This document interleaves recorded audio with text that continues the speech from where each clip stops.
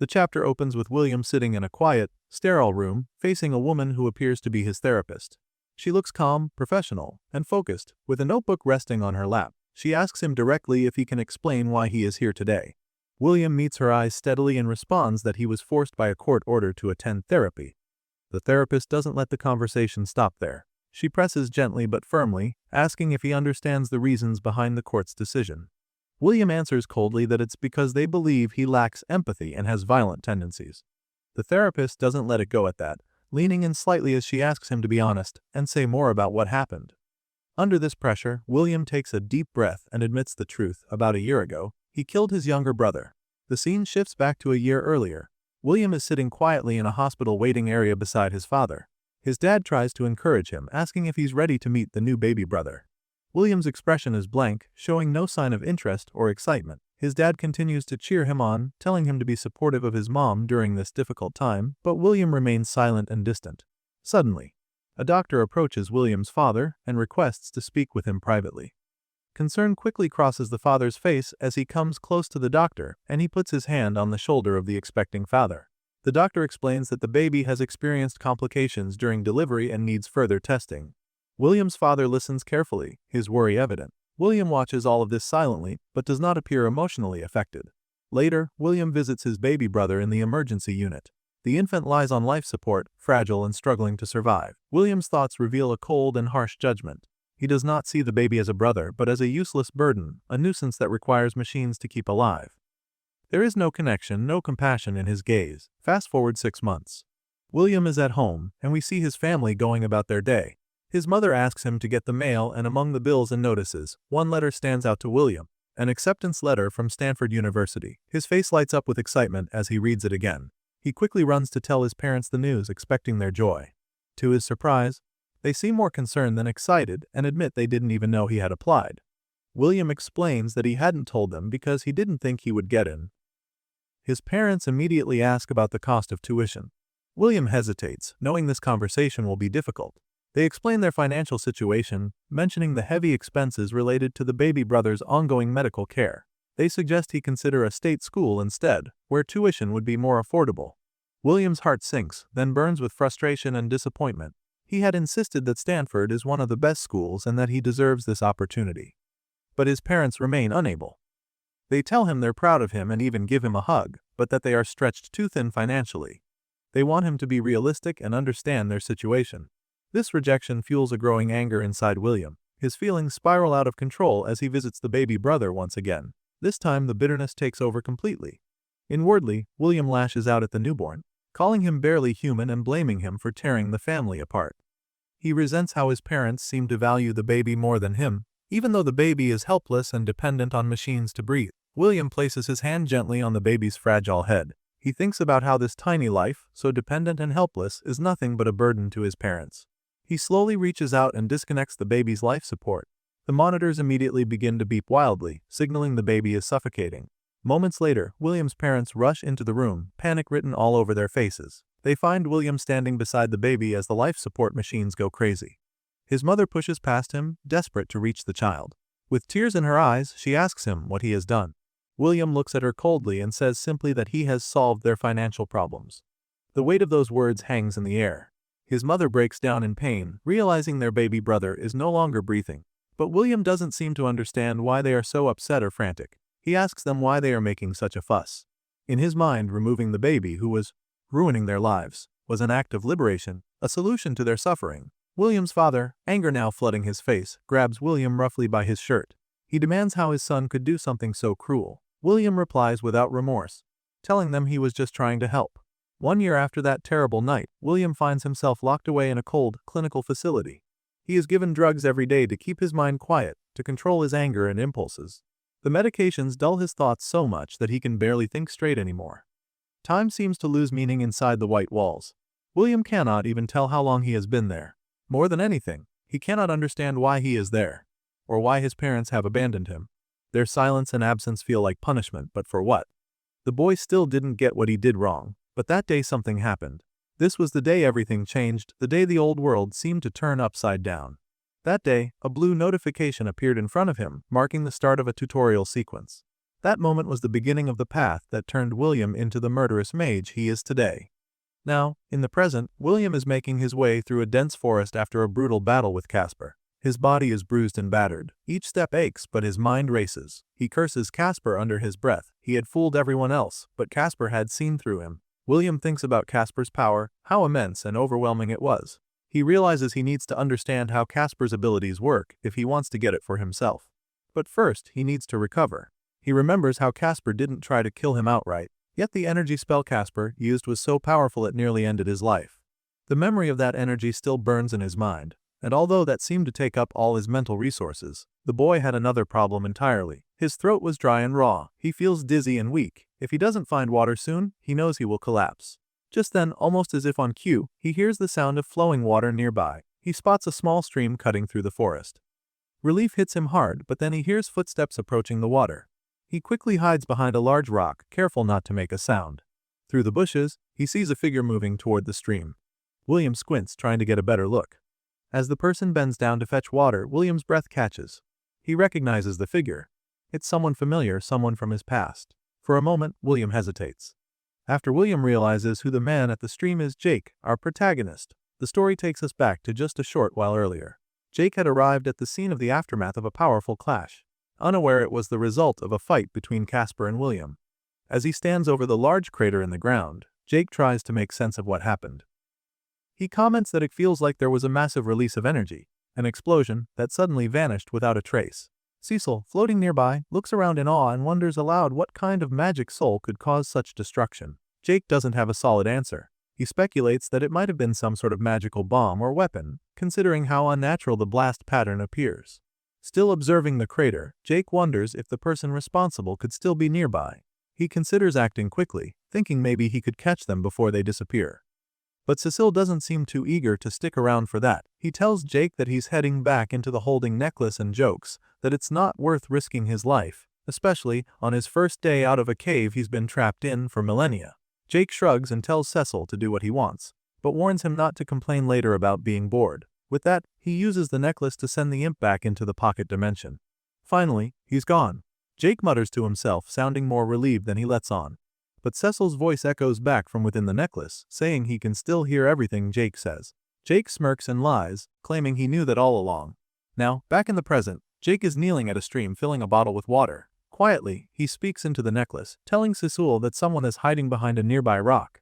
Cecil, still inside the pocket dimension, asks if Jake thinks it's the same person who caused the massive crater earlier. Jake doesn't think so. He can sense that the hidden figure is powerful, but not on the level needed to cause such devastation. Cecil asks what Jake plans to do. Jake answers that he'll play it safe for now. He instructs Cecil to be quiet so whoever is watching doesn't realize he's carrying magical items. Jake then calls out asking if someone is there. Hearing this, William assumes he's been discovered and steps out from behind the rock. He greets Jake with a fake smile and acts friendly, asking what brings him to that area. Jake replies that he recently left a cave and is just exploring. William nods, thinking to himself that Jake probably doesn't recognize him. Back then, all the tension between Jake and Richard must have distracted him. The two shake hands. Jake casually asks if William knows of any nearby survivor camps. William confirms that there are a few, mentioning that he's part of one. Jake presses further, asking who the leaders are. William explains that the main ones are Hayden and Richard, but the two are currently at odds and in the middle of a war. This surprises Jake. He thought their main problem would be fighting monsters, not each other. William agrees, telling him not to worry and offering to lead him safely back to Richard's camp. He says he knows the safest routes. Jake agrees to go with him and asks William to tell him more about the campmates. He's curious to know if he recognizes anyone. William introduces himself by name, saying he's William, but Jake doesn't give his own name in return. He simply nods and urges them to start moving. William, meanwhile, begins to grow suspicious. He notices that Jake never gave his name and starts trying to remember what it was. All he can come up with is Jacob. He keeps that in mind but doesn't say anything yet. As they begin walking through the forest, William starts talking more, trying to make conversation. But Jake barely hears him. His thoughts are focused elsewhere. He notes that William is a level 24 caster and is fairly strong, definitely not someone to ignore. Jake can tell something's off, and he doesn't fully trust him. Still, he believes that if William tries anything, he can handle it. The two continue walking, their conversation shallow, each one silently studying the other. A thin layer of tension builds between them. Jake stays alert, watching for any signs that William might be hiding something more. William started talking about someone back at his camp, a blacksmith named Smith. Jake found the name easy enough to remember. At least it's simple. He replied with a shrug, not thinking much of it. Hoping to learn more about someone he knew, Jake asked if William had met a man named Adam. But before William could answer, he suddenly went quiet and narrowed his eyes. He said he felt something.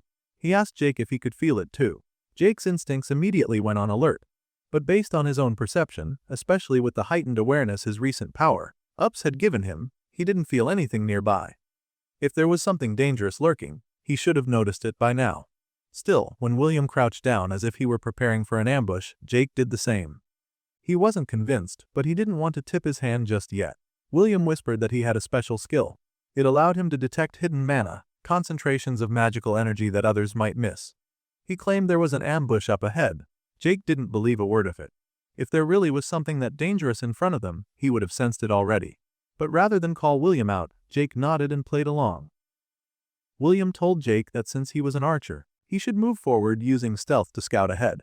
He said that he would stay back and provide support if anything happened. Jake stared at him. He didn't buy the excuse for a second. This was a poor attempt at deception. It felt sloppy. Still, Jake crouched down and moved ahead slowly, telling William he was trusting him. In truth, he was watching William's every move. Behind him, William's face shifted into a smug expression. He wondered if this cautious, calm archer was really the same person who supposedly killed Nicholas. He reached out, activating his magic. His fingers glowed faintly as several daggers made of mana formed in the air, all aimed directly at Jake's back. He mumbled to himself that he needed to vent the frustration from his failed fight earlier. But before the blades could even hit Jake, the archer sensed the danger. He didn't need to turn around to know something was wrong. With practiced motion, he whipped around and fired off arrows mid-motion, using the sharp tips and powerful force of his shots to knock away the incoming daggers. The blades clattered or vanished in sparks of light. Jake narrowed his eyes and told William, only a fool would fall for such a cheap trick. William grinned and replied, "You'd be surprised how many fools I've met here." Immediately after, William launched another wave of magical daggers. This time, he went all in, speed, number, intensity. He was trying to kill Jake outright. Jake didn't try to block this time. Instead, he dashed to the side, leaping between trees and rocks, evading the attack with swift, precise movements. William followed, not letting up. He knew Jake had the advantage at range, and if he allowed the archer to get too far, he'd lose. He needed to keep Jake on the defensive, close enough that his blades could reach him first. The chase grew intense. William kept attacking, kept pressing, but Jake was quicker than expected. His movements were hard to follow, like he was always 2 steps ahead. William frowned, annoyed. Jake was slippery.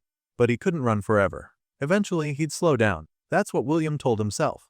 But just as he thought that, Jake reappeared out of nowhere, moving like a shadow, and slammed his dagger into William's side. William's eyes widened, completely caught off guard. He asked why Jake stopped running. Jake gave a tight smile as he pushed the blade in deeper. "You think I run just because I'm an archer," he said. His voice was calm. "You never understood your opponent." He twisted the blade and added, "That was your first mistake." Jake didn't waste time. The dagger he was using wasn't ordinary. It was the one he earned from the challenge dungeon, a cursed weapon designed to cause bleeding that no normal healing could stop. He figured William had less than a minute before he bled out, unless Jake decided to finish it faster. Which in this case he did. He shifted his stance to deliver a second blow. But right then, William's hand twitched and his eyes glowed. Jake realized something was wrong. A new energy filled the air and it was cold, fast, intense. William activated a trump card spell. He had been saving it for Richard, but with death staring him down, he didn't hesitate. It was a skill called Flashing Steel. Jake barely had time to react. He stepped back just as William's body was suddenly surrounded by an ominous blue light, the glow pulsing with power and intent. Something was about to happen and it was anything but good. 1 week before the battle between William and Jake, things were already tense. Back then, William had approached Richard with something on his mind. He wanted to talk, though Richard didn't look like he had any patience for it. William complained about the way mana potions were being rationed. He argued that the restriction was hurting his ability to hunt effectively. Richard didn't budge. With the rising tension between their camp and the surrounding survivor groups, Richard said they had no other choice. Resources were tight. Priorities had to be managed. But William wasn't done yet. He asked if he could borrow from Richard's personal supply instead. That, however, was instantly shut down. Richard told him flatly to ask the others if he needed more. He then turned and walked away, saying he had more important matters to deal with. William watched him leave, his jaw clenched. His irritation grew into anger. Who did Richard think he was, talking to him like that? The more William stewed in it, the more frustrated he became. Later that day, as he wandered the forest alone on a hunt, the bitter thoughts swirled in his mind. He even considered stealing every potion in the camp just to make a point. He was sick of the group, sick of being told what he could and couldn't do. He just needed a bit more power, and the right moment to strike, then he could take Richard down. And then it happened. While walking through the woods, he unlocked a new skill. A glowing blue notification appeared before him, flashing steel. The description said it allowed him to release a bright flash of light followed by a barrage of razor-sharp metal shards. A deadly burst of power. As he read the notification, a wicked smile crept onto his face. Finally something he could use. Back in the present, that same spell was now active. William stood aglow in blue light, activating, flashing steel. Against Jake. In front of him, a glowing metal orb materialized, humming with power and light. It dropped to the ground between them like a bomb waiting to go off. Jake realized what it was immediately. Whatever this spell did, he had no intention of being there when it triggered. He leapt away just as fast as his body could manage. The orb detonated. A thunderous boom filled the air, and a wave of blinding light surged outward. Shards of glowing metal exploded in all directions, slicing through anything in their path. Jake, though quick to react, wasn't fast enough to fully escape. A storm of metal ripped through the forest and struck his body, piercing through flesh and armor alike. The force of the blast threw him through the air and slammed him against a jagged rock wall. He lay there for a moment, battered and bleeding, wondering what kind of attack he had just endured. Even with his advanced bloodline and Hun reflexes, he had barely managed to respond in time. He gritted his teeth. That spell was no joke. Still, he figured William couldn't have gone far. The dagger he used earlier should have been enough to cause fatal bleeding. If he wasn't already dead, he would be soon. Jake turned his head slowly, trying to spot his enemy. To his surprise, William was still moving. In fact, he was running away through the trees. Jake attempted to stand, but pain flared through his entire body. His limbs trembled. That blast had done more damage than he realized. A moment later, Cecil emerged from the holding necklace.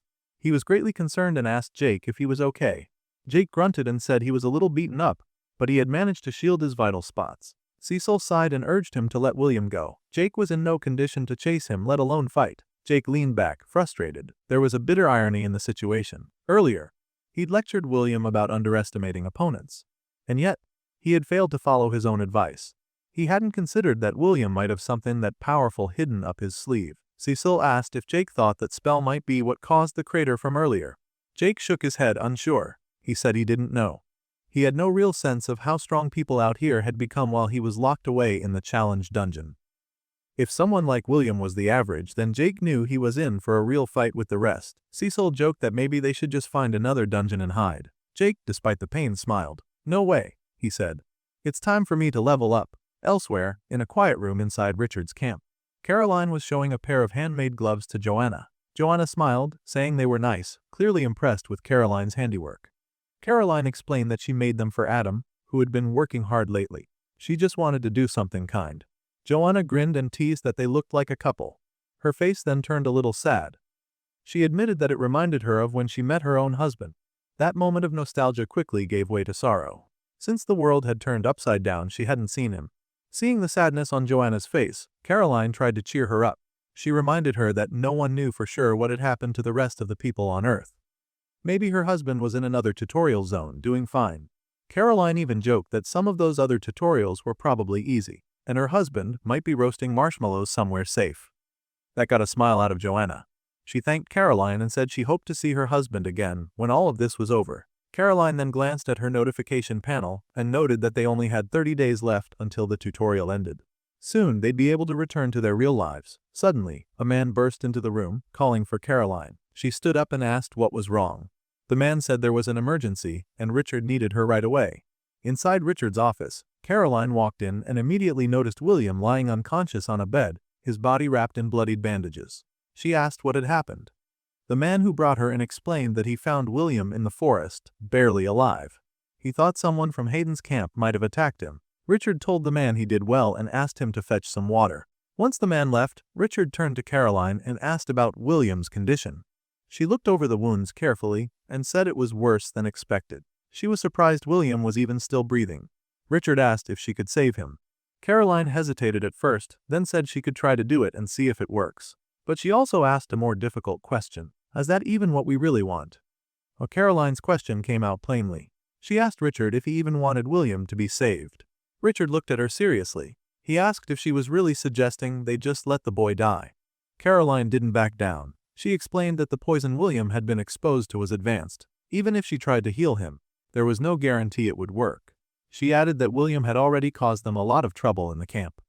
Maybe this situation could be seen as a chance to get rid of a problem. Richard didn't like that. He reminded Caroline that while he'd given her a lot of freedom because of her loyalty, this wasn't her decision to make. Life or death calls were his responsibility. He told her clearly try to save the boy. Caroline agreed. She placed her hand on William's body and began the healing process.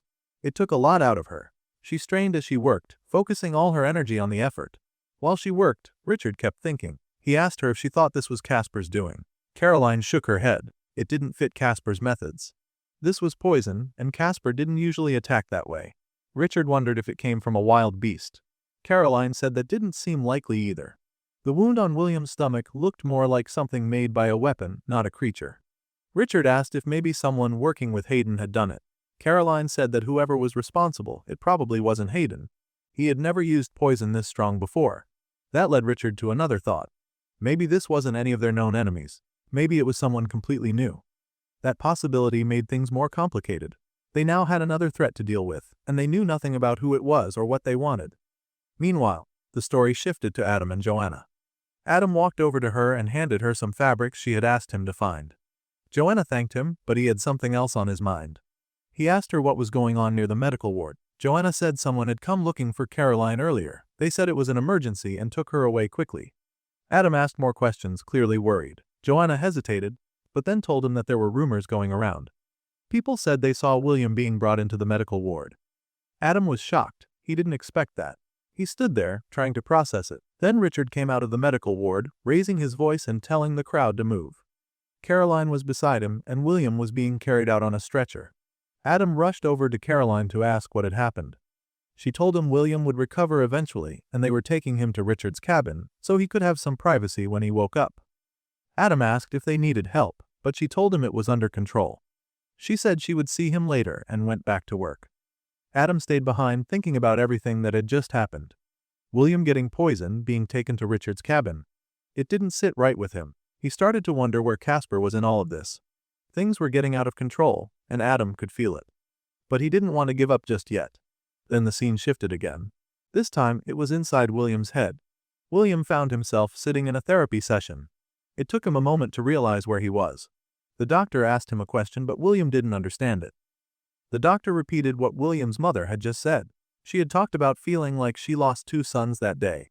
The doctor asked how that made William feel. In his mind, William felt angry. He thought it was insulting that his mother would compare him to his younger brother. He didn't understand how she could say they both were lost. To him, his brother was defective and not the same as him at all.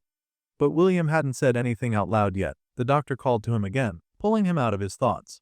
William then gave a short answer. He said he was sorry this had happened. It was a lie, but he didn't care. He just wanted to say what they needed to hear so they'd leave him alone. Suddenly, Richard was in the room. He asked if the medicine was working. But William quickly realized this wasn't really his dad. Something felt wrong. Before William could figure it out, the doctor answered instead. He said the medicine was helping. Then he added something strange. William had more tutorial points than Richard. William was confused.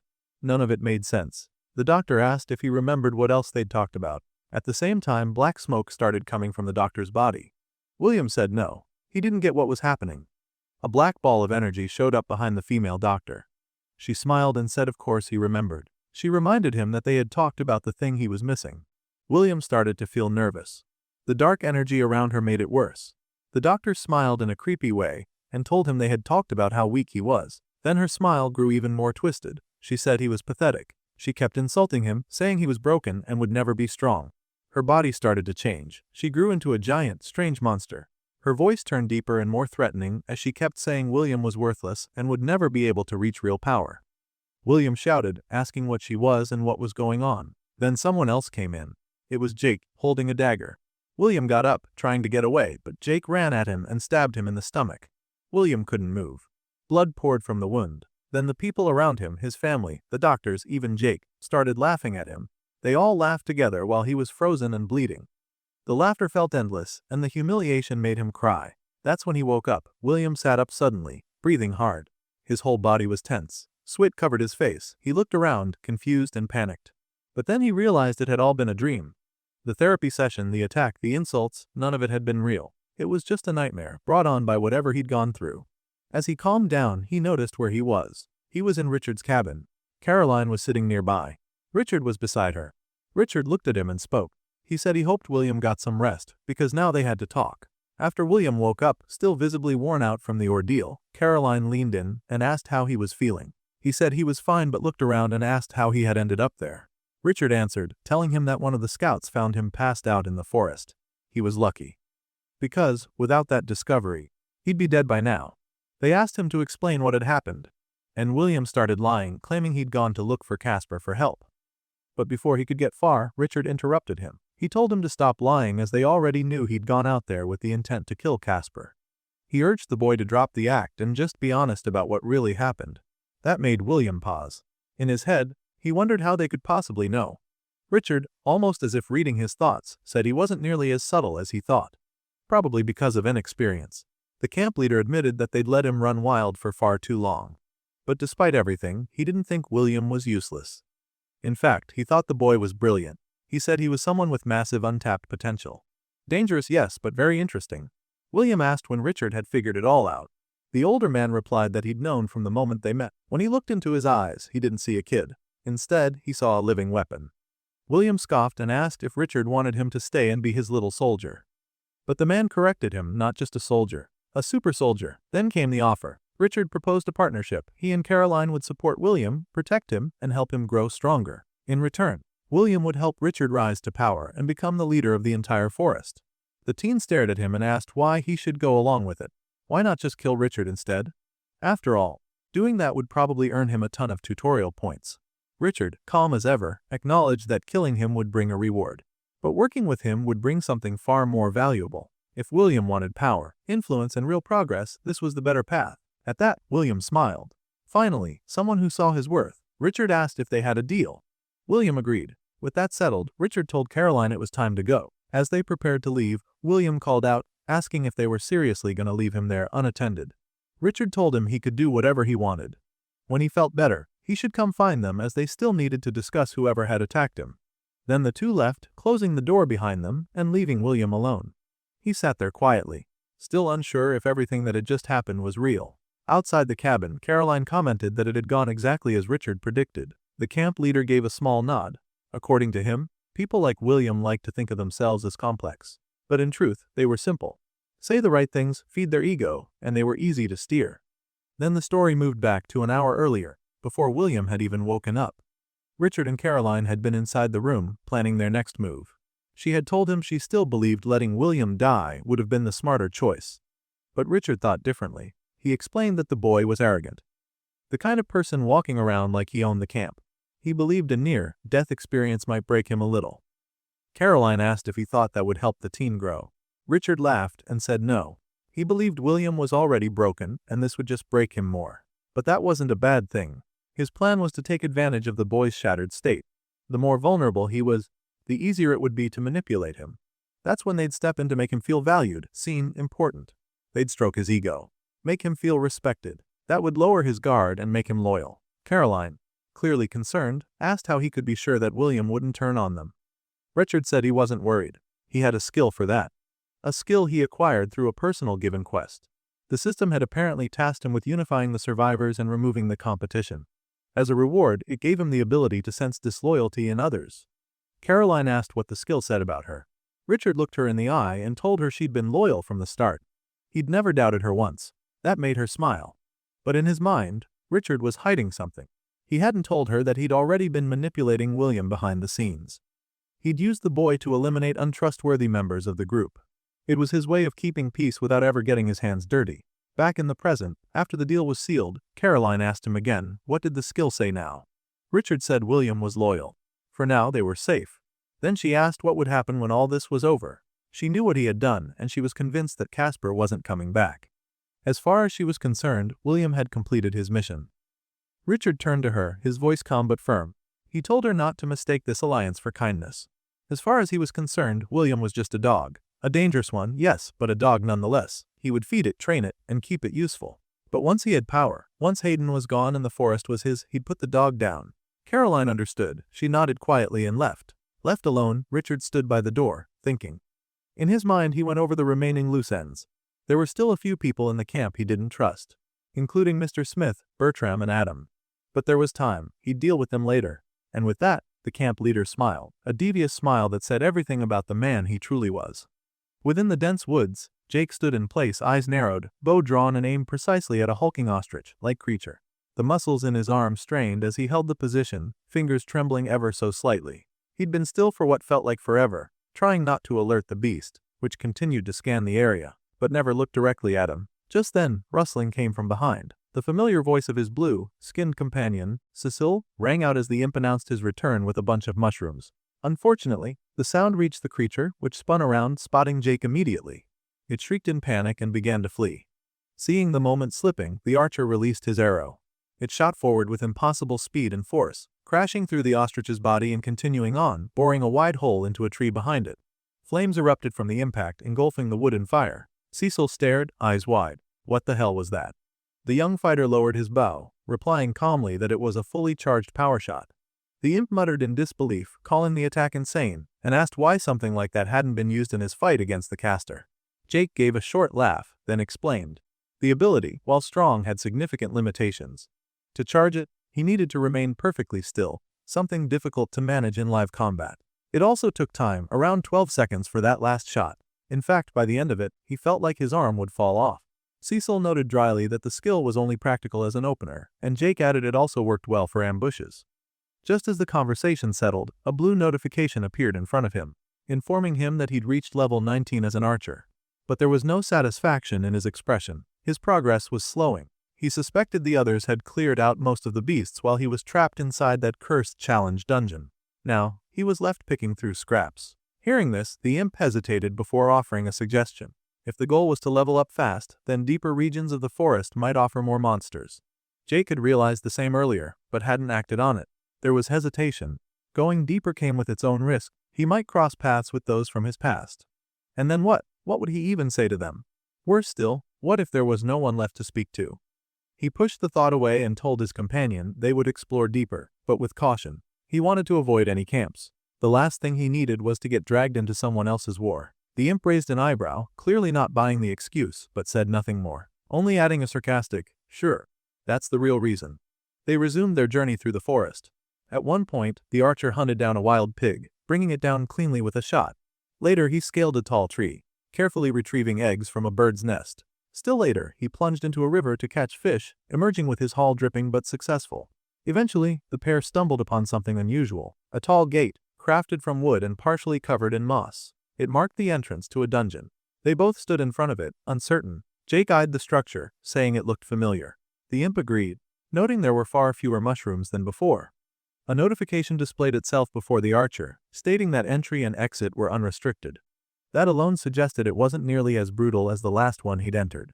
The imp echoed the same question the system posed. Would he enter into the dungeon? After a moment, Jake nodded. If he wanted to level up, this was the best option. The moment he confirmed, another blue panel appeared. He had entered the dungeon known as the Badger's Den, and his objective was simple: defeat the Den Mother. Straightforward. That's what he thought. Just some running around, thinning out the monsters, then finishing off the boss. Cecil, ever the pessimist, scoffed at the idea and muttered that they'd been conveniently tossed into a death pit. As if summoned by the remark, a huge badger emerged from the shadows. Its eyes glowed an ominous red, and a deep growl rumbled from its throat. The imp backed away, muttering that Jake had gotten his wish for dangerous beasts. Surveying the creature, the archer noted that these badgers were far stronger than the ones found outside. That fact brought a smirk to his face. He welcomed the challenge. His companion wanted no part of it.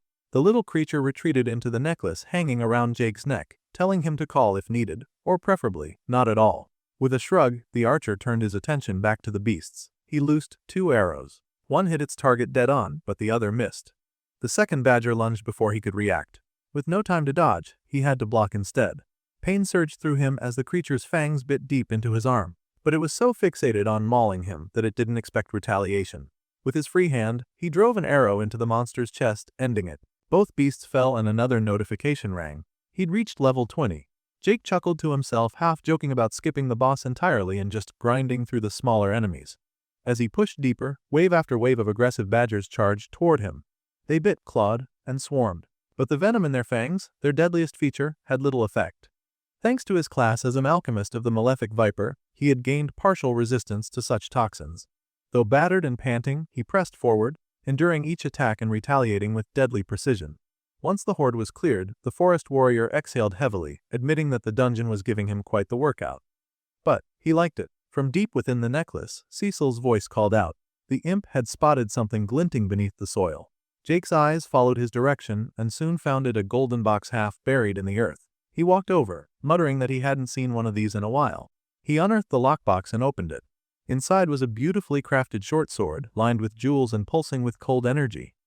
The short sword of icy winds. He admired the chill that came off the blade, noting aloud that it probably had a freezing effect when it struck enemies. But that wasn't all. Another notification appeared. He had been granted a new archery skill, basic twin fang style. An old dual-wielding technique. He grinned. He'd tried dual-wielding before, often using arrows as makeshift blades, but now the system seemed to recognize his potential. With actual training, he could probably pull it off. Still smiling, Jake remarked on just how much the dungeon had already given him.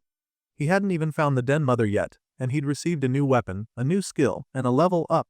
But before he could finish the thought, a thunderous growl echoed through the cave. A massive force stirred in the depths ahead. The boss had arrived. Without hesitation, Jake moved toward the source of the growl, venturing deeper into the cave. Eventually, in the shadowy inner chamber, he found her, the den mother. Her red eyes glowed in the darkness, and her dark, bristled fur gave her an imposing presence. She stood silent, as if daring him to come closer. Jake quickly noticed that the system couldn't even display most of her stats or information. From within the pocket dimension of the necklace, Cecil suggested it might be because her level was just too high for the system to register. The imp, still staying hidden within the safety of the necklace, offered a half-hearted suggestion that maybe Jake had gotten enough out of this place and should just exit the dungeon now. But Jake wasn't having it. He firmly disagreed, and his voice carried a weight of certainty. He recalled the strange alien creature who had first briefed him about this tutorial. That being had warned him about immensely powerful monsters known as beast lords. As he stared at the den mother, something in his gut told him she was one of them. Cecil, unconvinced, asked from inside the necklace why Jake believed that. Jake explained the den mother was clearly a dungeon boss, but she was so strong the system couldn't even scan her properly. If you followed game logic, that was beyond unusual. It meant she surpassed regular boss parameters. That made her a beast lord in Jake's eyes. From where he stood, Jake realized he had a clear vantage point. It was the perfect setup. He could hit her with a combination of a poison arrow and a fully charged power shot. It was an opening he simply couldn't ignore. Cecil, unimpressed, sighed from inside the necklace, muttering that this was one of those times he wished he had stayed behind at the library in the challenge dungeon. Undeterred, Jake took his stance and raised his bow. He knocked a poisoned arrow and began charging up the power shot, holding the bowstring tightly, fingers trembling under the strain.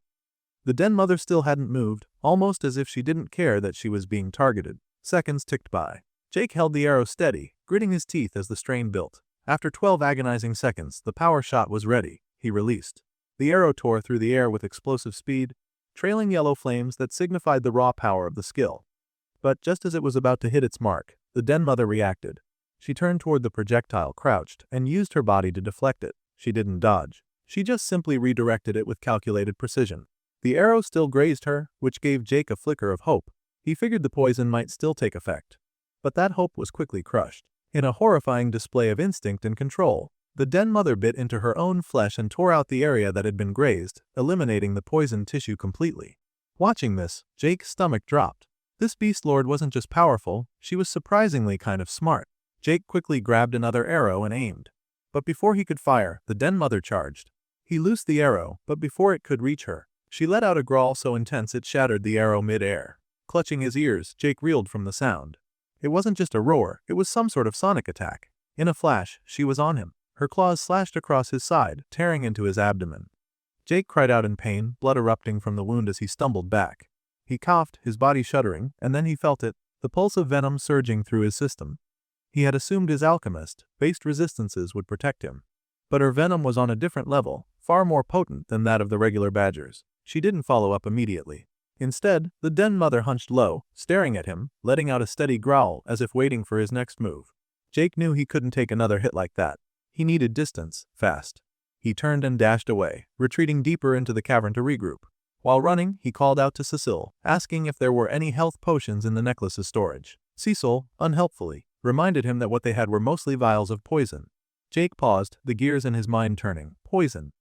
A new idea sparked in his mind. He stopped running and spun around, cursing at the den mother and provoking her for a round two. He reached into the necklace and grabbed one of the poison vials. As the den mother lunged toward him again, he threw the bottle directly at her. As he had predicted, she reacted with another sonic attack, trying to shatter the projectile mid-air. It worked, but not in her favor. The vial broke apart, and the poison liquid splashed across her face. Jake grinned. The trap had worked. The potent toxin began to corrode her skin immediately, necrotizing patches around her jaw and eye. But even as her face began to blacken, the den mother wasn't done. She let out a different kind of roar this time, one that reverberated through the entire dungeon. Jake blinked. From the corners of the cavern, more creatures began to appear. They were large, alpha venomfang badgers, and they surrounded him from every direction. Cecile, peeking out from within the necklace's pocket dimension, panicked, asking Jake if he saw what was happening. Jake calmly responded that the boss had called for reinforcements. With a grim look, Jake drew his new dagger. He muttered that he had hoped to save this weapon for later, but it looked like now wasn't the time for hesitation. Activating Twin Fang style, Jake launched into the swarm. He was a blur of motion. His blades cut clean through his enemies, severing limbs and decapitating heads. He ducked, twisted, and turned with precision, the new fighting style allowing for faster, more fluid strikes. Still, the fight wasn't easy. For every badger he killed, another got close. One sank its teeth into his leg, and as he stabbed it off, another bit his arm. He shook it loose, only for two more to jump at him from behind. But his senses were sharp. Anticipating their attacks, he turned with a spinning slash and tore them apart. By the end of it, Jake stood panting, his body covered in blood, surrounded by the corpses of his enemies. But the battle wasn't over yet. The den mother was still standing. Jake looked up, meeting her gaze. With blade still in hand he charged. She ran at him, her fury unrelenting. They clashed head-on. In one swift, powerful motion, Jake swung both blades, slashing straight through her.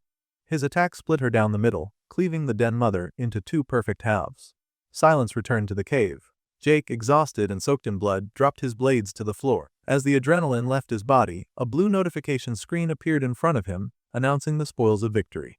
From inside the necklace, Cecil gasped in disbelief. He couldn't believe Jake had actually done it, but Jake didn't respond. Instead, with his eyes closed and his chest heaving, he let out a deep, primal roar, loud, victorious, and animalistic. The blue notification lingered before his eyes, proclaiming that not only had he completed the dungeon, but he'd also been awarded bonuses for doing it solo. Cecil emerged from the necklace's pocket dimension now that the immediate danger had passed. His eyes swept across the blood-soaked cave and the ruin Jake had left behind. With a tone mixed between admiration and disapproval, he commented on how Jake had really turned the entire den into a complete mess. Jake didn't respond with humor or his usual cockiness. He was too tired for that. Instead, he simply admitted that he needed to rest. His breath came in ragged bursts, and his muscles ached from strain. But before he could truly process his fatigue, another notification slid into view. He had reached level 29 as an archer. A 6-level leap from a single dungeon was staggering. Jake couldn't hide the satisfaction in his voice when he pointed it out.